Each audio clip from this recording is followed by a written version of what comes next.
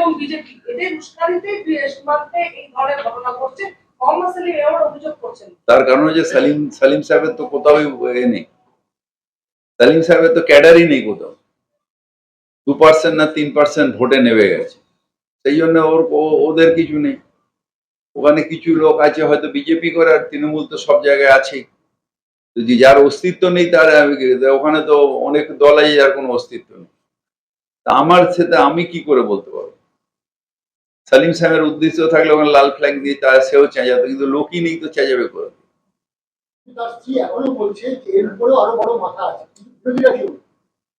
পুলিশকে ইনভেস্টিগেট করতে দাও, পুলিশ ইনভেস্টিগেট করুক, তার স্ত্রীর স্টেটমেন্ট নিয়ে ইনভেস্টিগেশন করুক, করে সেখানে জানাক।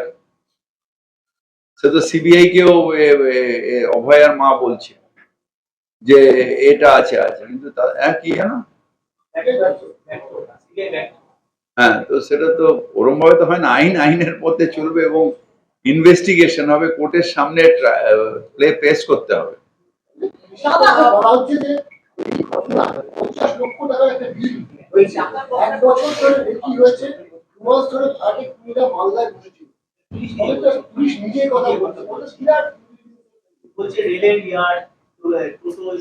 এটা আমি জানি না, ইনভেস্টিগেশন করে আসুক, এটা নিয়ে আমি এখনই কিছু বলতে পারবো না, কারণ আমরা কিছু বললে টিভি আলারা যে যা ইচ্ছে বলতে পারে, ট্রেনে বলতে পারে, কিন্তু আমরা বলবে যে মন্ত্রী কেসটার মধ্যে ইনফ্লুয়েন্স করছে, আমি ওই জন্য কিছু বলবো। 2008 সালে কংগ্রেস নেতা খুন হয়েছিলেন, তারপর অনেকে গ্রেফতার হলেও তার স্ত্রীর দাবি এখন মূল মাথা গ্রেফতার হয়, ফলে তার বিশ্বাস যে এক্ষেত্রে মূল মাথা গ্রেফতার হয়। এখন ব্যাপারটা হচ্ছে আমি ইনভেস্টিগেশন না করে আমি কি করে বলবো যে মূল মাথা কে? তার আনন্দে দেখিয়ে দাও না যে মূল মাথা কে। যে সীমান্ত এলাকায় উস্কানিমূলক স্লোগান দেওয়া হচ্ছে, এর পরিপ্রেক্ষিতে গঙ্গারামপুরের বিধায়ক সত্যেন রায় বলেছেন যে দেশের নামে কেউ জয়গান দিতেই পারে, আর বন্দে মাতরম বলাটা কোনো, আমি বন্দে মাতরম বলায় তো বলিনি, কিন্তু একজন ঠাকুরের নাম করে চেঁচাচ্ছে কেন সীমান্তে? ঠাকুরের নাম করে চেঁচাচ্ছে, একজন ভগবানের নাম করে চেঁচাচ্ছে।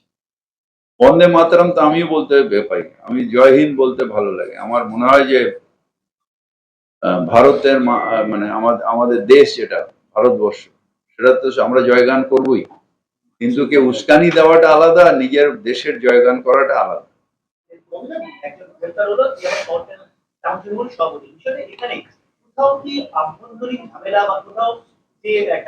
সেদিন এটা নিয়ে আমি ডিটেলস বলেছি, আমি ডবল করে আর বলবো না। Let the police investigate and law will takes its own course. যে অন্যায় করেছে সে অন্যায় করেছে এবং তার সাজা তাকে ভোগ করতে হবে।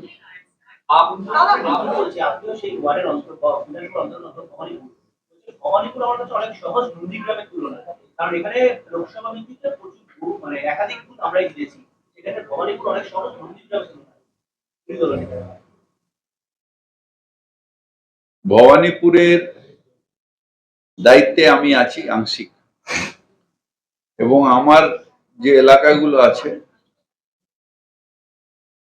2-4টে বুথে হয়তো অন্য দল জিততে পারে, কিন্তু ভবানীপুর আমাদের বেশ, যেমন দক্ষিণ কলকাতা আমাদের বেশ, যখন আমার একটা এমপি ছিল তখনও দক্ষিণ কলকাতা ছিল, তেমনি ভবানীপুর আমাদের কাছে শক্ত ঘাঁটি।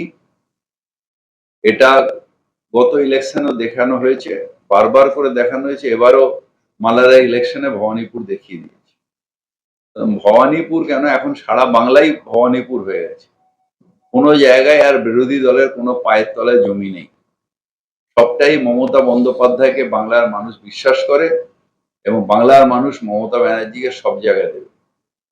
এটা ওদের সৌভাগ্য যে 70 না কটা সিট ওরা পেয়েছিল, এখন কমে গেছে, ওটা 50-50 হয়ে গেছে বলে। এবার সবাই মিলেও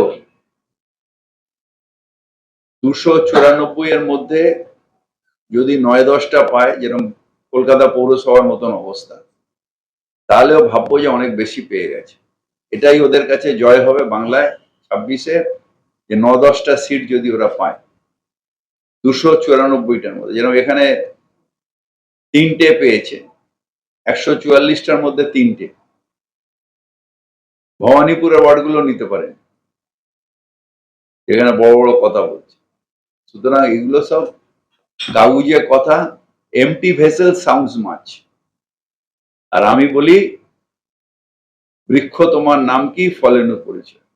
আমি ফল দিই আর উনি ঢোল বাজান। বলছি